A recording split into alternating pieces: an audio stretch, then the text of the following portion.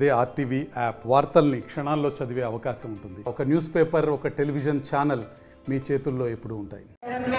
హిందువులందరినీ మోసం చేసింది ఏంటంటే, అయ్యా ఈ ఒక్కోరు దగ్గర ఎలాంటి చట్టం ఉందంటే, అదో ఆ ఫలానాయన ఇల్లు మాదే అని చెప్తే అది వాళ్ళదైపోతుంది అన్నారు.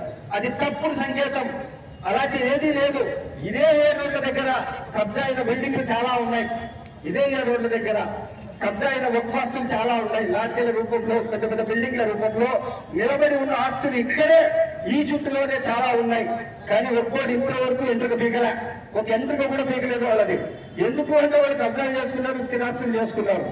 కానీ రోషన్ మునవరా మస్జిద్ కడపలో ఉంది. ఒక్కోటికి హైకోర్టు జడ్జిమెంట్ ఉంది. జడ్జిమెంట్ ఉండి కూడా ఒక్కోటి దాన్ని తీసుకోలే. దానికోసం చట్టం తయారు కాలేదు. తయారైన చట్టం ఏంటి అంటే, 20 ఏళ్ల పాటు ఎవడైనా ఒక ఆస్తిని కబ్జా చేసుకుని కూర్చుంటే ఆస్తి వారిదే. ఇక ఒక్కెక్కడ మిగులుతుందండి? 20 సంవత్సరాల పాటు ఎవరైనా కబ్జా చేసుకుంటే, గత ప్రభుత్వం వైసీపీ ప్రభుత్వం అదానీలకు 333 ఎకరాలు ఇస్తానని చెప్పి ఎలక్షన్ ఓడిపోయింది. కానీ దాన్ని ఈ చట్ట పంచాయతీల్లోనే తెలుగుదేశం ప్రభుత్వం ఇద్దరు కొట్లాడుకుంటారు. కానీ డబ్బులు తినడానికి ఏం కాలేదు. ఆ 333 ఎకరాలు లాంగ్ లీజ్ 100 సంవత్సరాల లీజుకి ఇచ్చేశారు. 100 సంవత్సరాలు లీజుకి ఇచ్చేశారు మొన్న. మరి ఈ చట్టంలో ఉన్న లొసుగేంటంటే, ఇందులో ముందు సిఇఓ ఉండేవాడు. సిఇఓ స్థానంలో మొత్తం అందరినీ తీసేశారు. 1937 సర్వే యాక్ట్ ప్రకారం స్థలాల సర్వే జరిగేది. ఆ సర్వే కూడా తొలగించేశారు. ఎందుకంటే రఫీక్షావళి దర్గా విషయంలో అధికారులకు ఇస్తే ఏం జరుగుతుందో చెప్తాను. మీరు కలెక్టర్ అధికారి చేశారు. కలెక్టర్ పిఎంఓకి సంబంధించి ఉంటాడు. ఎవరైనా ఏదైనా ఒక విషయం వస్తే అంతిమ నిర్ణయం కలెక్టర్ అంటున్నారు. అది అందులో పెద్ద లొసుగు. తెలుగుదేశం వాళ్ళు ఏమన్నారు, ఇది తీయించినామన్నారు. శుద్ధ అబద్ధం. అది అట్టే ఉంది. టీడీపీ. మరి అలాంటి సమయంలో అక్కడ ఆ ఆస్తుల విషయంలో కలెక్టర్ నిర్ణయానికి వస్తే ఏం జరుగుతుందంటే, రఫీక్షావళి దర్గా విషయంలో ఎంఆర్ఓ కూర్చొని చెన్నంపల్లి పంచాయతీ చేశాడు. ఆ చెన్నంపల్లి పంచాయతీని చేసేసి ఆస్తులు కబ్జా చేయిస్తారు. అటువంటి జరిగే ప్రమాదం ఉంది సోదరులారా. మరి అలాంటి సమయంలో కలెక్టర్ దీనికి యజమాని అవ్వడానికి ప్రభుత్వ స్థలం కాదు. ఇది ముస్లింల స్థలం, ఇది ముస్లింల యజమానులు. కాబట్టి ఇతరులను తీసుకోవడానికి ఒక్కొక్క దగ్గర ఏ హక్కు లేదండి. ఆ హక్కే లేదు. ఒకవేళ ఎవరికైనా ప్రాపర్టీ ఉంది అంటే కరెక్ట్ గా ట్రిబ్యునల్కి వస్తుంది. ట్రిబ్యునల్లో సిట్టింగ్ జడ్జి, ఇద్దరు షరియత్ తెలిసిన న్యాయవాదులు ఉండేవారు. ఇప్పుడు అది కూడా తీసేశారు. ట్రిబ్యునల్లో రిటైర్డ్ జడ్జి ఎవరు ఉండాల్సిన, ఎవరో ఒకరు ఉన్నా పర్వాలేదు అన్నది తీసుకున్నారు. కాబట్టి దాని ద్వారా జరిగేది ఏంటి అంటే, డబ్బులు ఎవరి చేతిలో ఉంటే వాళ్ళ రిటైర్డ్ జడ్జికి ఇచ్చి ఈ స్థలం నాది అని చెప్పించుకోగలడు. అలాంటి ప్రమాదకరమైన విషయం వచ్చింది. ఇక ఆలోచించండి, గతంలో ఇప్పుడున్న కూటమి ప్రభుత్వం ఎవరైతే ఉన్నారో ఆంధ్రప్రదేశ్ లో గెలుస్తానే దేవాదాయ శాఖలో అలాగే తిరుమల ట్రస్ట్ లో, అలాగే శ్రీశైలం ట్రస్ట్ లో, మిగతా ఎన్ని దేవాలయ ట్రస్టులు ఉన్నాయో అందులో ఏ ఒక్క హిందూయేతరుడు ఉండడానికి లేదు అని చట్టం చేశారు. ఎలాంటి చట్టం అంటే, తొట్టి గడగడానికి కూడా ముస్లిం కానీ క్రిస్టియన్ కానీ ఇక్కడ ఉద్యోగం చేయకూడదని చెప్పి తీసేశారు. మరి అలాంటప్పుడు ఇప్పుడు తయారైన చట్టంలో వక్ఫ్ కౌన్సిల్ అంటే సెంట్రల్ గవర్నమెంట్ వక్ఫ్ కౌన్సిల్ అంటారు. 22 మంది సభ్యుల్లో 4 మ్యాండేటరీగా ముస్లిమేతరులు ఉండొచ్చు. ఆ పైగా ఎంతమంది అయినా ఉండొచ్చు. వక్ఫ్ బోర్డులో మ్యాండేటరీగా 2 ఉండొచ్చు. ఆ పైన ఎంతమంది అయినా ఉండొచ్చు. 7 ముస్లిమేతరులు, 4 ముస్లింలలో 2 లేడీస్, 2 ముస్లింలు ఉన్నారనుకో, ఓటింగ్ ప్రకారం లేడీస్ మీద దౌర్జన్యం చేసి స్త్రీలకు హక్కిస్తున్నాడంట. ఇది హిందీ స్త్రీలు ఒప్పుకుంటున్నారు 33% మాకు పార్లమెంట్ లో హక్కిమ్మని. ఇంతవరకు దరిద్రుడు పెట్టా పార్లమెంట్ లో ఈ విషయంలో. కానీ ఒక్కోట్లు హక్కిస్తారు 2 లేడీస్. మా లేడీస్ కూడా తెలుసు, ఎందుకంటే మా లేడీస్ మీద అవతల ముస్లిమేతరులతో దౌర్జన్యం చేయించడానికి పెట్టిన హక్కు. దీన్ని అందరం ఖండించాల్సిన అవసరం ఉంది.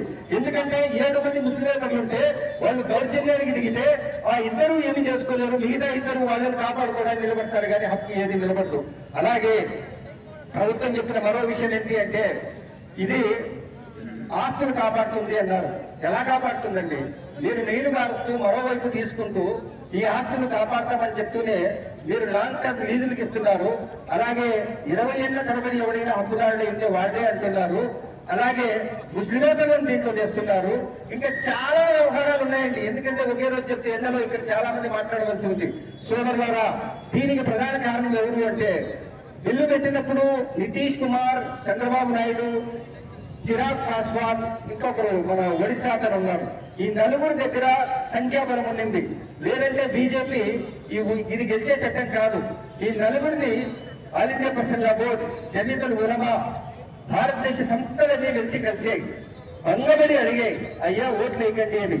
ఓట్లు చిరునవ్వులు నవ్వుతూ జవాబు ఇవ్వలేదని చెప్పి మా పండితులు మాకు చెప్పారు. ఏం చెప్పలా ఈ ఎన్ఆర్ గారు నవ్వి, మేము ముస్లింలకు అన్యాయం చేయండి చెప్పి ఇఫ్తార్ విందులు ఇచ్చి వీపులో బాగు పడిచి ఓట్లేసి వచ్చారు. మరి వీళ్లకు రాబోయే ఎన్నికల్లో వాళ్ళ స్థానం ఏదో చూపించాల్సిన అవసరం ఉంది సోదరులారా. కాబట్టి ఎలాగైతే బీజేపీ నేరమో అలాగే రాష్ట్ర ప్రభుత్వం నేరమే, అలాగే పార్లమెంట్ లో వేసి రాజ్యసభలో వేసిన వైసీపీ కూడా నేరమే చేసింది. ఎందుకంటే వీళ్ళు నేరాలే చేశారు అందరూ. ఎందుకంటే వరుసగా బీజేపీతోనే ఉన్నారు వీళ్ళు. సెక్యులర్ లైన్స్ తో కలిసే భాగ్యమే వాళ్ళకు రావడం లేదు. కాబట్టి మనందరం కూడా ముట్టగండంతో ఈ రోజు చెప్తున్నది ఏంటంటే, ఇది కేవలం వల్లు విరుపు మాత్రమే. ఇది వల్లు విరుపు మాత్రమే. పోరాటం ముందు ఇంకా ఉంది. మీ పర్మిషన్ ఏమీ అవసరం లేదు. మీ తూటాలు మా ఎదలు, మీ తూటాలు మా ఎదలు తెలియని రాసి ఈ చట్టాన్ని ఎన్నికపోయేలా చేసి మా స్థానాన్ని మేము కాపాడుకునే పోరాటం చేస్తాం. ఉనికి కోసం ఉంటాం, లేదంటే పోతాం. ఇదే విషయాన్ని చెప్తూ మీకు తెలియజేస్తున్నాం. మీకు ఎంత త్వరగా అయితే ఈ చట్టాన్ని వెనక్కి తీసుకోకుంటే మరో స్వతంత్ర పోరాటంతో దత్తరిల్లుతుంది. జైలు భరోలతో జైలు నిండుతాయని మీకు హెచ్చరిస్తూ ఈ अल्लाह के रास्ते में उनको जो भी तकलीफ पहुंची है तो उस तकलीफ के ऊपर कभी सुस्त नहीं हुए।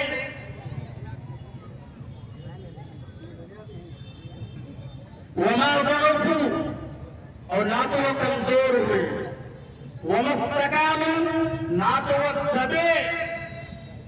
हम जिन लोगों ने बीजेपी सरकार के लाए हुए और मुसलमानों की तबाह बर्बादी के वास्ते मुसलमानों को जमीन में धकेलने के लिए, दबाने के लिए, कुचलने के लिए, मुसलमानों की जायदाद को कब्जा करने की जो नापाक कोशिश के तौर पर वक्फ बिल लाई गई और उसके समर्थन में जिन पार्टियों ने इस बिल के जो है ताउन किया, मदद की, उसी में से टीडीपी भी है हमारे स्टेट की। और उसके अलावा चोर दरवाजे से जो पार्टियां बीजेपी के इस रायली बिल के समर्थन किया, उसके बाद में हमारे एक पोस्ट के ऊपर आपने एफआईआर दर्ज की, आपने केस बुक किया। हम आज इस मंच से, इस जगह से बदंगे दहल मैं इस बात का इकरार करता हूं। మరిన్ని వీడియోస్ కోసం ఛానల్ ని సబ్స్క్రైబ్ చేయండి, లేటెస్ట్ అప్డేట్స్ కోసం వాట్సాప్ ఛానల్ ని ఫాలో చేయండి అండ్ లింక్ డిస్క్రిప్షన్ లో ఉంది.